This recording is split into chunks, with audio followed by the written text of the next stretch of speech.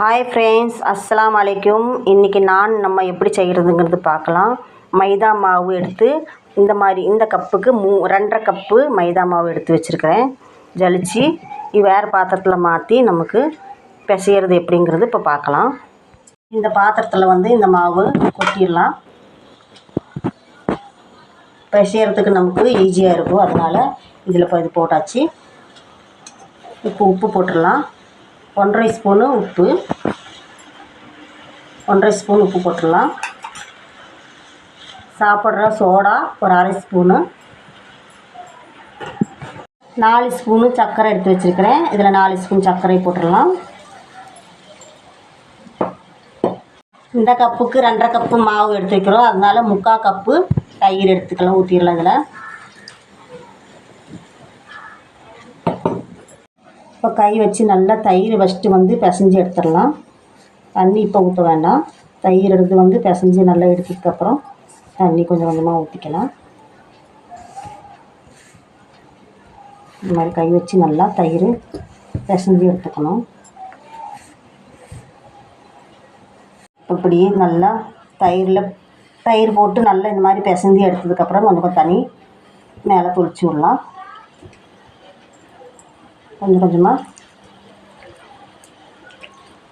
தொளிச்சு விட்டு நல்லா பிணைஞ்சி விட்ருவேன்.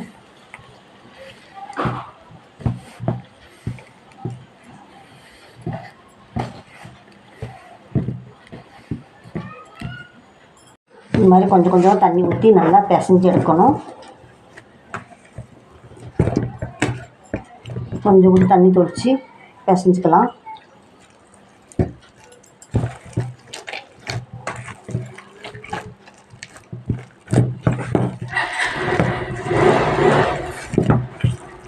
நல்லா பிசைஞ்சு எடுக்கணும். இந்த மாதிரி பிசைஞ்சாச்சு. இன்னி 1 ஸ்பூனு எண்ணெய் ஊற்றிடலாம். அது மேலே 1 ஸ்பூன் எண்ணெய் ஊற்றிக்கலாம். அப்படியே ஊற்றிட்டு நல்லா பிசைஞ்சு விட்டுடலாம்.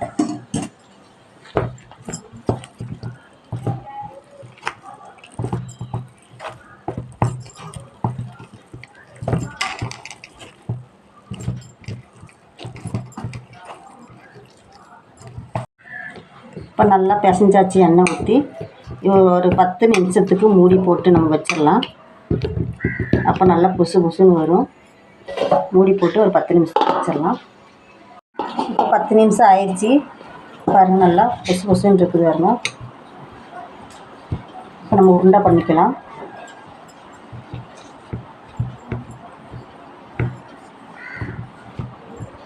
கொஞ்சம் காஞ்ச மாவு இதில் போடலாம்.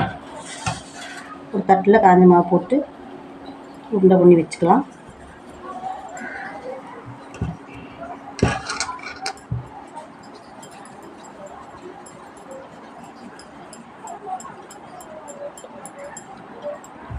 இந்த மாதிரி உருண்டை பண்ணி ஒவ்வொன்றா வச்சிடலாம். எல்லாமே ஒரே மாதிரி உருண்டை பண்ணி வச்சாச்சு. பாருங்கள், 2 தட்டுலையும் இப்போ பரப்பலாம். மாவு கொஞ்சம் போய் தூவி விட்டுட்டு உருண்டை இப்படி எடுத்து ஒவ்வொன்று வச்சு பரத்தலாம். கொஞ்சம் பேஸ்ட் பண்ணிட்டு கையில் ஜாஸ்தி பரத்தக்கூடாது. கொஞ்சம் ஒரு கட்டியாகவே ஒரு ரவுண்டு வர்ற மாதிரி பரத்திக்கணும். இந்த மாதிரி போதும். நல்லா பரத்தணும். நம்ம மாவு இங்கே கொஞ்சம் மாவெல்லாம் கொஞ்சம் போட்டு விட்டுடலாம். பருத்தி இந்த மாதிரி எடுத்து வைக்கலாம். இப்போ 2வது அதே போல் எல்லாமே அதே மாதிரி பருத்தி வச்சிடலாம். இப்போ எல்லாம் பருத்தி வச்சாச்சு. பாருங்க, இப்போ நமக்கு சுடலாம். எல்லாம் இந்த மாதிரி பருத்தி வச்சுட்டு சுடுறதுக்கு நல்லா ஈஸியாக இருக்கும். இப்போ ஆன் பண்ணி தவா வச்சாச்சு. இப்போ தவா நல்லா சூடாகிட்டு இருக்குது. சுலோலேயே வச்சுருக்கிறேன். இப்போ கொஞ்சம் பாஸ் பண்ணிக்கலாம் அடுப்பு. இப்போ ஒவ்வொன்றா அதில் போட்டுடலாம்.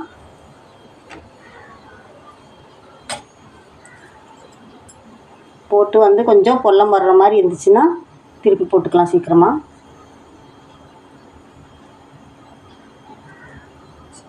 ஒன்று திருப்பி போட்டுக்கலாம்.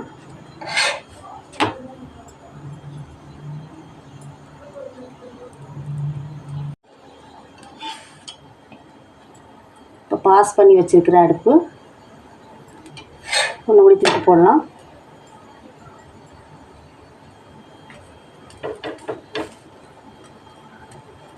இந்த மாதிரி அமுத்தி அமுத்தி கொஞ்சம் கொஞ்சமாக கொடுத்தோன்னா நல்லா பொல்லம் வரும், நல்லா பப்படம் மாதிரி பொல்லி வரும்.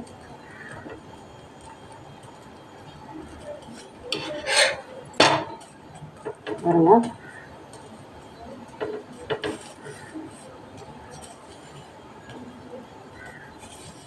இந்த மாதிரி திருப்பி திருப்பி 2-3 ட்ரிப்பு போட்டு எடுக்கணும்.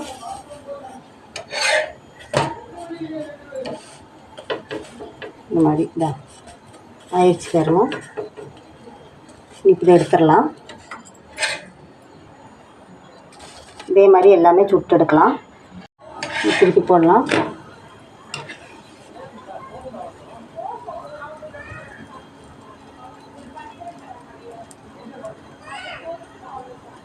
இந்த மாதிரி கொஞ்சம் கொஞ்சமாக அமுத்தி அமுத்தி கொடுத்துட்டு எல்லாமே இதே மாதிரி சுட்டு சுட்டு எடுக்கலாம். பாருங்க, நல்லா அப்படி அமுத்தி கொடுக்கும்போது நல்லா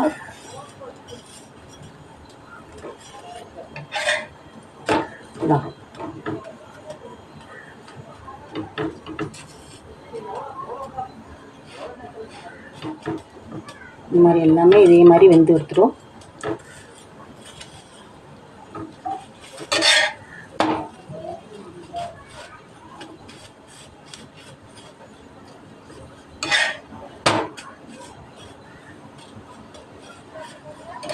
ஆயிடுச்சு. இதே மாதிரி எல்லாமே சுட்டு எடுக்கலாம். எல்லாமே ரெடி ஆயிடுச்சு பாருங்க, சுட்டாச்சு. இனி இந்த மாதிரி பட்டராக இருந்தாலும் பரவாயில்ல, இல்லை எண்ணெயாக இருந்தாலும் பரவாயில்ல, நம்ம அதில் கொஞ்சம் போட்டு கொஞ்சம் மல்லித்தலை அதில் போட்டு நல்லா இலக்கி விட்டுட்டு தடவி விட்டுடலாம்.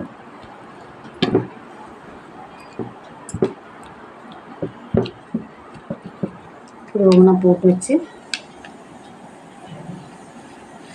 இப்படி ஒன்றா தடவி விட்டுடலாம்.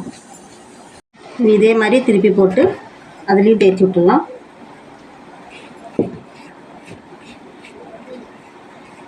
எல்லாத்தையும் அதே மாதிரி தேய்ச்சி தேய்ச்சி எடுத்து வைக்கலாம். எண்ணெயும் மல்லித்தலையும் போட்டு நான் எல்லாத்துலேயுமே இந்த மாதிரி தேய்ச்சி வச்சுட்டேன் பாருங்க. அதே மாதிரியே எல்லாமே எல்லா நாள்லையும் இதே மாதிரி தேய்ச்சி வச்சுக்கணும். சூப்பரான நான் ரெடி ஆயிடுச்சு பாருங்கள். இதே மாதிரி நீங்களும் உங்கள் வீட்டில் ட்ரை பண்ணி பாருங்கள். இங்கே பாருங்கள், சூப்பராக இருக்குது. இந்த மாதிரி உங்கள் வீட்லேயும் நீங்கள் ட்ரை பண்ணி பாருங்கள். இந்த மாதிரி சாப்பிட்லாம், நல்லா இருக்கும் பாருங்கள். கறிச்சாறு இது மாதிரி எல்லாம் இருந்துச்சுன்னா சூப்பராக இருக்கும் சாப்பிட்றதுக்கு. உங்கள் வீட்டில் நீங்கள் மாதிரி ட்ரை பண்ணி பாருங்கள். உங்களுக்கு பிடிச்சிருந்தா லைக் பண்ணுங்கள், ஷேர் பண்ணுங்கள், மறக்காமல் சப்ஸ்கிரைப் பண்ணுங்கள். பக்கத்தில் இருக்கிற பெல் பட்டனையும் கிளிக் பண்ணிக்கோங்க.